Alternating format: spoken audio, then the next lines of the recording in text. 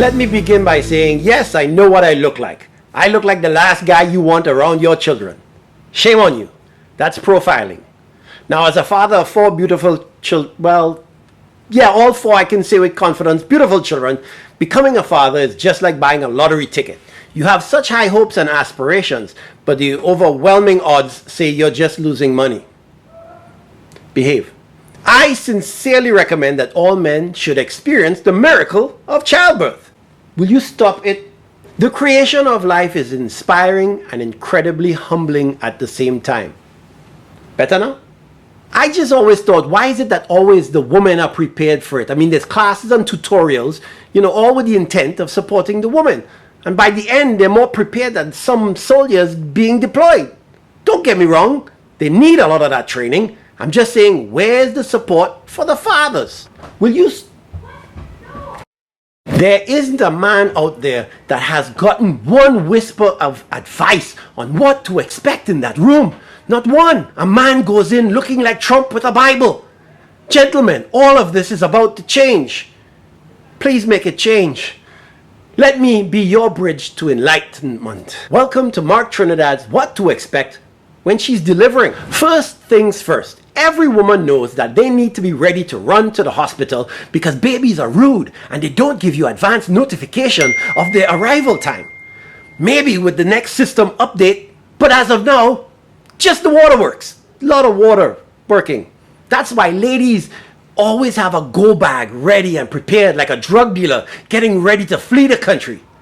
I'm saying, men, you need to pack a bag. Not a big bag, just a small bag. Because it's only going to have to fit 3 items. Item number 1 is a nail clipper. This is pretty easy to understand. She needs a fresh manicure. The last thing you need is a woman pumped full of more painkillers than Lil Wayne rocking claws like the bear in Revenant. She'll dice your family jewels like a slap chop commercial. You're going to love my nuts. Second item, earplugs. Now don't get ahead of me. I know you're already thinking, yes, because of the screaming from the pain. Yes, there's screaming. It's not that I don't want you to hear the screaming. It's because I don't want you answering. I guarantee she's going to say something to trigger you, and I know this personally because I almost got a delivery room divorce. My wife screamed, "You put this in me!" And she was right. I did, but she helped a lot. Over and over again. I know. I have the videos. And I put it in small. And I should have stopped thinking about it right there. But with all these people in the room, I was under pressure. So I said to her, "Why do you feed it so much?" No, that was a bad choice. Not as bad as showing up to a Black Lives Matter protest with an All Lives Matter sign. I didn't do that, but that's bad. Now, don't get me wrong. It is true by saying all lives matter. But saying all lives matter is like having your house on fire, calling 911 and just telling them the town that you're in. Black Lives Matter is the address.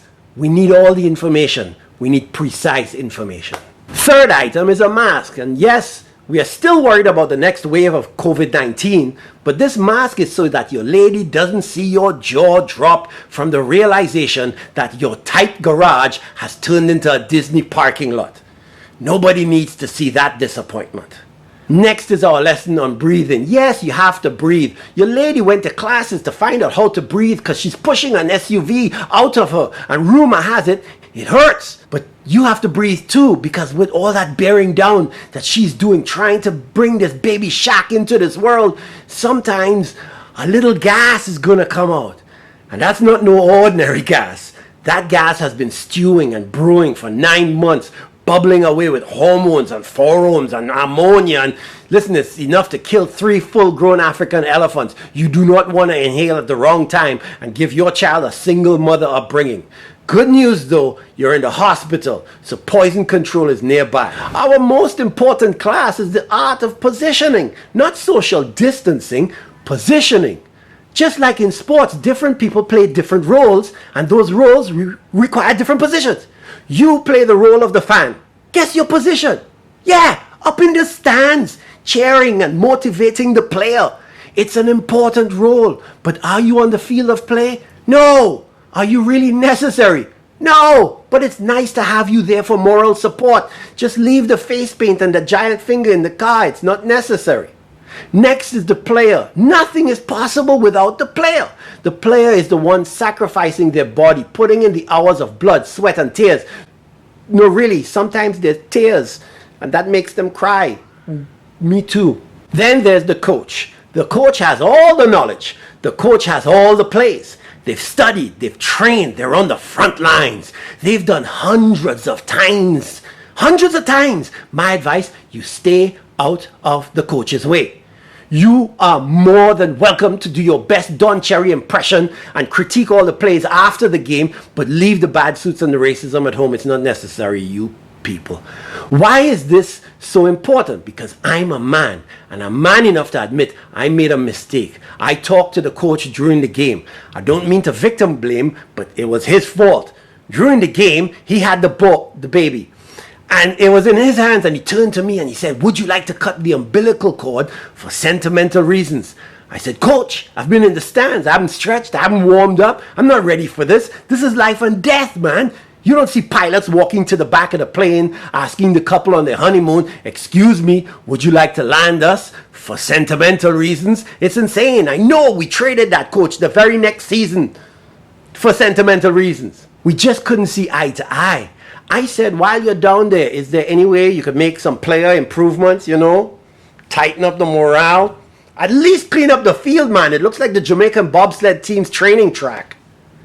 If my wife and I decide to have another child, I guarantee you we'll do it in Jamaica. Yes, we will, because I heard that's where women get their pom-poms turned up. I don't know how they do it, if it's hemmed up, rolled up, or it's rubbed with grapefruit to get that sour face look, but if it works, my wife and I are committed to the process. And if it works, put it in a Beanie Man song. I saw the verses. Beanie wants to be that guy. Do you want to be that guy?